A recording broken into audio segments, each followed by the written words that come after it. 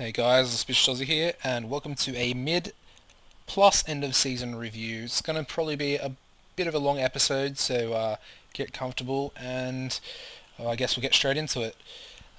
First, the reason for not actually having a mid-season review is the audio was to put it simply, the audio was completely screwed up on the mid-season review episode. Don't really know what happened, but the audio was really low for some reason. Might have something to do with my recording device. I don't know. I checked it out, and you couldn't hear anything. And yeah, so I don't actually know what happened because it's working fine now. And yeah, but anyway, let's get into transfers first of all because you guys haven't seen my January transfer window activity. First player in was Max Grun. Obviously, this was coming before the start of season started. Well, as the season started. Just a backup goalkeeper, nothing too impressive there. Juan Alberto Gonzalez, the Argentinian, came in, had this deal set up for a little while. 18-year-old, pretty immense stats already. Could do a little bit more improving. It's on loan at Braga, has played 16 league games for them, and improving a little bit, but probably be better off at the club as a backup. Mustafa Ben Ali came in for 450k from Raja Casablanca. He's on loan at HUS Agadir, which are another Moroccan club. He's not immense in his stats, but he could definitely do a good job. Definitely needs work on his physicals. Ziad Gilasi came in for 155k, and he's not that good, but obviously 1.7 mil value already, which could bring a pretty good profit considering he was bought for that much, 155k. Chris Clark came in from Aberdeen for 650k. I almost said, anyway. He's a decent little right back. Again, probably won't ever become first team unless he improves a lot. Crossing needs a lot of work, which is specific training at the moment. Good pace, decent defensively. You never know. He could come out nicely. A player I'm quite impressed with is Guillermo Saldana. Came in from Alianza for 475k. I'm speaking really quickly because I don't want this episode to be too long, guys. Peruvian, he's already played 3 games for the national team. He's a really good right winger. Great physicals really for an 18-year-old. He's got the key technical attributes that he needs, and again, good determination. So he should improve nicely. And the final player brought in was Jose Campos, a Honduran free transfer, 19 years old, massive target man, and great stats already. Can play on both wings, and if he gets his pace up, he could be a first-team striker in the future. Obviously, there are a few loans out. Abraham Adams went out on loan to Lokeren. I don't think you guys have seen that. You might have, I'm not sure. Juan Alberto obviously went out on loan to Braga. Benali and on loan to Agadir twice. Evelyn Aspelenberg went out on loan to Greencamp. We sold Alan Barbier, a youth team player, 16-year-old, to PSG for 3.6 mil, plus 25% of next sale, not profit, next sale. So I get I get a quarter of whatever they make. He's pretty decent, but technically he's not all there. Good mentals for a 16-year-old and good pace as well. But I have so many midfielders, I don't really think I needed him that much. Jeffrey Kondogbia was complaining about his ambitions at the club, so I tried to sort him out, but it didn't really work. He kept complaining, so I put him on the transfer list. PSG came in with a 17.25 million offer, which was the best. The other offer I had was 15.25 from Udinese, which I did accept, but obviously Kondogbia went to PSG.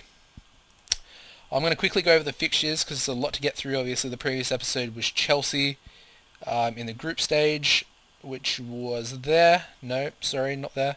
Up here. So we have a hell of a lot of fixtures to get through. So I'm just going to go through, give the scores.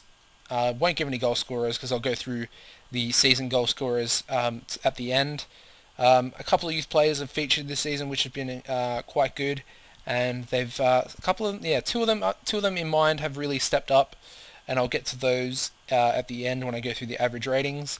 But anyway, the game after Chelsea was Toulouse, a 1-0 away loss, pretty disappointing in the league, which was followed up by a 2-1 home loss against our rivals Nice. Champions League group stage game, 5-0 victory at home to Olympiacos, before another victory, 6-1 this time away from home to Ajaccio in the league. We drew 1-1 with PSG at home in the league, which was pretty good considering we always lose to them, before a 1-0 Champions League loss to Olympiacos away from home. Very important game that was, and obviously you'll see why later.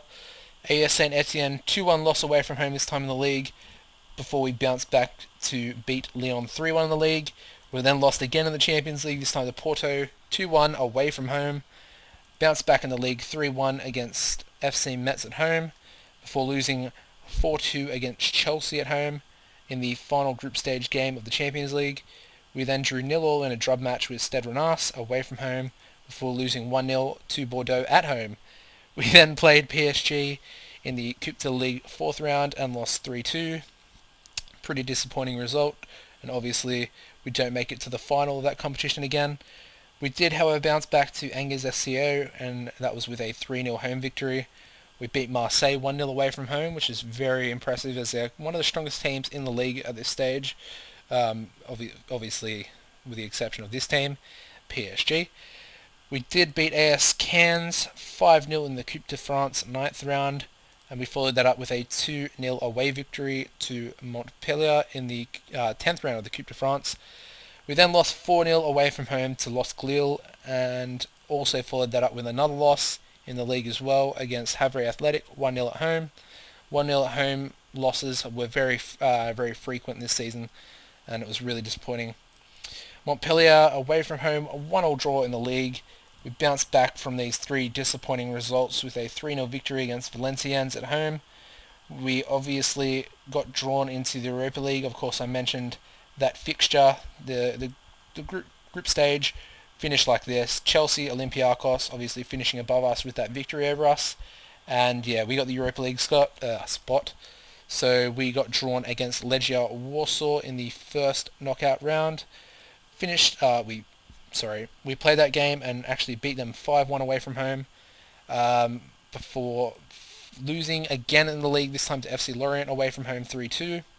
Second leg against Legia, we beat them 3-0 at home, nice and comfortably. We also beat Auxerre 4-1 at home in the league, before losing to PSG in the Coupe de France 11th round. Once again, losing to PSG in a cup competition, 3-2 as well, exactly the same result. We beat Nantes 6-1 away from home in the league, very impressive. We got drawn against Marseille in the second knockout round in the Europa League, beat them 2-1 away from home, before losing 2-1 at home to Toulouse in the league. We, however, lost 4-0 at home to Marseille in the second leg of the second knockout round. We beat Nice 5-0 away from home, which is good to get revenge against them from that start of season result. Well, not start of season, but earlier season result, I guess. We also beat Ajaccio, our feeder club, 3-1 at home, before losing to PSG away from home 3-2 once again. For the third time this season, we lost 3-2 to them. And obviously the other one was a draw. So we versed PSG 4 times. So 4 times this season. We also lost to AS Saint Etienne 1-0 at home. Obviously, it happened again against Lyon the next game, 1-0 at home, sorry. And of course I mentioned the 1-0 home losses at that back at Havre game. We did draw 1-1 with FC Metz away from home, which is pretty decent, before beating Stade Rennais 1-0 at home. Very important game against Bordeaux this was, as we could have clinched a top 3 place, but disappointingly we drew 1-1 away from home. We did beat Marseille once again, this time at home, making up for that 4-0 loss we had in the Europa League. So that was nice. And the final game of the season was against Stade Reims, who we beat 4-2 away from home. Alright, average ratings for this season. Lucas Ocampos, best all-round player for us this season. Scoring 18 goals, getting a 7.39. Match rating, Manuel Fernandez actually got the third highest rating in the league, which was really impressive. 11 goals as well for him, 7.35 for the season. Debut season for Kanga, and he actually came good as well. 5 goals from 15 starts is pretty decent, 7.24. Matinho, decent rating again this season. Nothing too spectacular. I would expect a little bit more from him, as he's also a club captain. 7.18 is not bad though, for a box-to-box midfielder, I guess. James Rodriguez, lack of game time, 8 starts, 9 sub-appearances, 5 goals. Pretty impressive. although 3 of them did come in a Europa League game, and obviously a 7.13 match rating isn't that hard to get for a player of his quality playing so little games. Matip was the best defender this season, getting a 7.11 match rating in 41 starts and 1 sub-appearance. Kevin Carriou is one of the youth players I mentioned, one of the 2.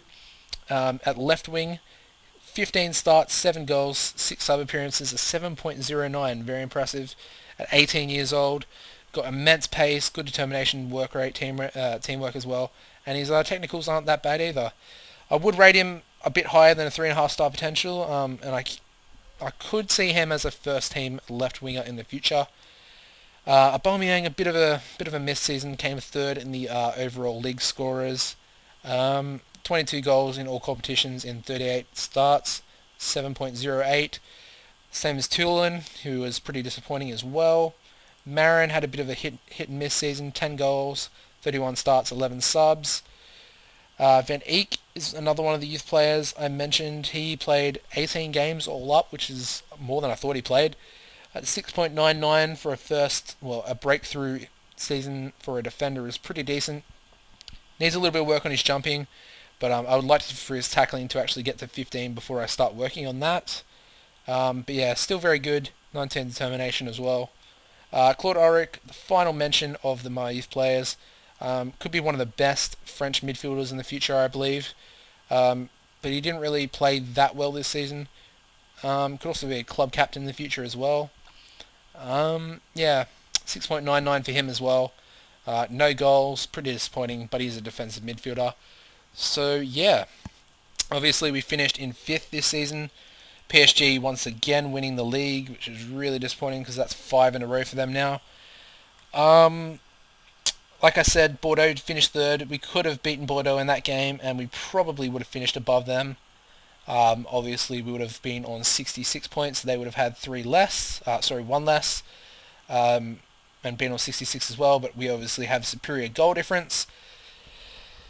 A little bit sad, but we have Europa League next season. I'm not sure what I should do, if I should focus on every competition like I've been doing so far. Hasn't really paid off. We don't have a piece of silverware, and we're going into our 5th season now. Should I focus on the league and just try and belt out the league games with my best team over and over again, obviously resting them for the other competitions to try and either win the league or, well, I'm not going to say win the league, but definitely try and challenge PSG right until the very end? Or should I focus on the Europa League, just try and win that? I've got a few possibilities. I'm not exactly sure what I want to do. I do want to bring in a big signing for next season, so that's something I'm going to be looking for in the pre-season for next season. And yeah, I hope you guys have enjoyed this episode. If you have, please give the video a like rating. Head to my channel and subscribe to keep up to date with these episodes. And as always, guys, enjoy your football. Goodbye.